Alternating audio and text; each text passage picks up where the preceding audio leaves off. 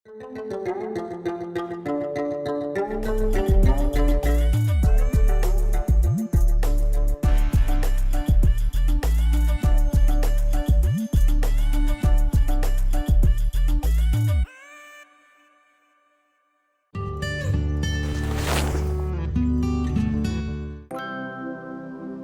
Everyone, नमस्ते, welcome to Mina kitchen. आज म हजुरहरूलाई एप्पलको अचार बनाएर देखाउने छु। एउटा जानकारी हजुरहरूलाई के दिन चाहन्छु भने यदि हजुरहरूलाई लप्सीको अचार एकदमै खानु मन परेको छ तर लप्सीको सिजन छैन भने यो स्याउको अचारको स्वाद लप्सीको जस्तै हुन सक्छ, जुन हजुरहरूले मेरो स्टाइलले बनाउनु भयो भने। म बसेको ठाउँमा लप्सी पाइँदैन, मलाई लप्सीको अचार साह्रै खानु मन पर्यो भने यो एप्पल पिकल बनाउने गर्दछु, जुन एकदमै फाइदाजनक पनि छ। यो अचार बनाउँदा चाहिने सामग्रीहरू यस प्रकारका छन्।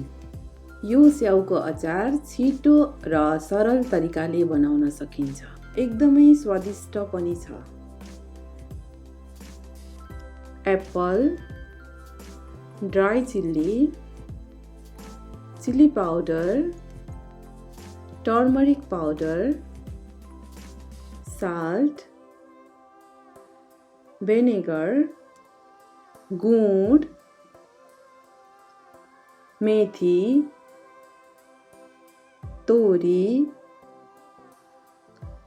सौंफ र तेल। अब हामी पकाउन सुरु गरौँ है त।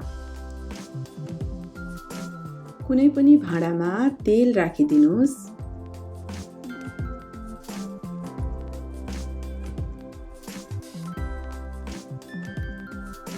मेथी र सुकेको खुर्सानी फुराइदिनुस्।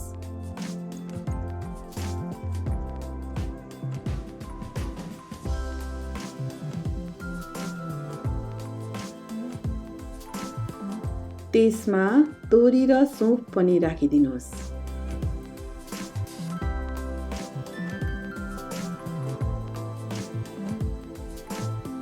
सबै फुटिसकेपछि काटेर राखेको एप्पललाई पनि राखिदिनुस्।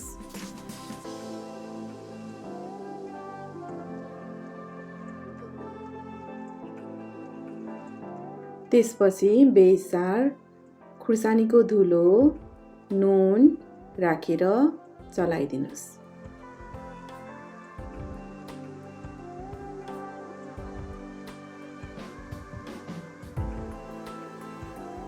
बिस्तारै सानो आँचमा पकाउँदै गर्दा त्यसमाथि गुड पनि राखिदिनुस्।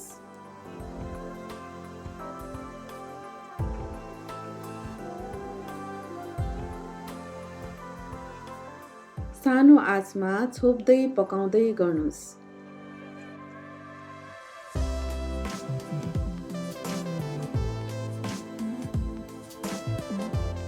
अनि यो भेनेगरलाई पनि राखिदिनुस्।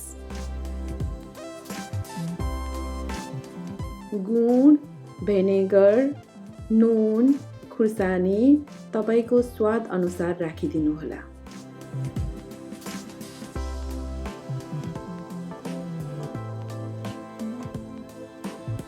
यसरी पाकिसकेको एप्पलको पिकललाई सफा कन्टेनरमा हजुरहरूले राखिदिनुहोला। ल हेर्नुहोस् त, हाम्रो एप्पल पिकल कति मिठो देखेको छ। हजुरहरूले यो एप्पल पिकललाई बनाएको दिनदेखि 5-6 महिनासम्म फ्रिजमा राखेर खान सक्नुहुन्छ। हजुरहरूलाई एप्पलको बेनिफिट त थाहा नै छ।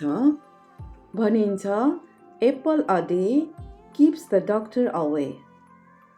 त्यस्तै गरेर ज्याकरी अर्थात् गुडको बेनिफिट पनि धेरै नै छ। यसले हामीलाई हाम्रो पाचन प्रणालीमा मद्दत गर्दछ। समय दिएर हेरिदिनु भयो, हृदयबाट नै धन्यवाद दिन चाहन्छु।